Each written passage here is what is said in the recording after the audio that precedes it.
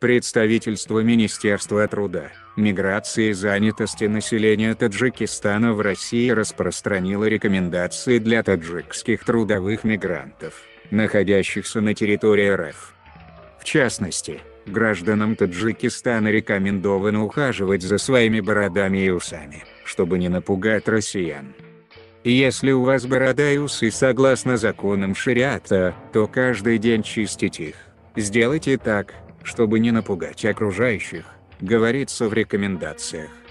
Кроме того, Минтруда призывает таджикских мигрантов совершать молитвы, намаз, только в официально отведенных для этого, разрешенных, местах, а не где угодно.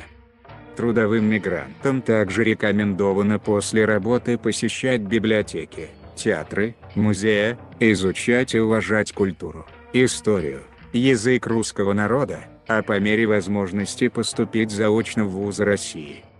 Также мигрантам рекомендуют воздержаться от курения табака и потребления спиртного в неположенных местах.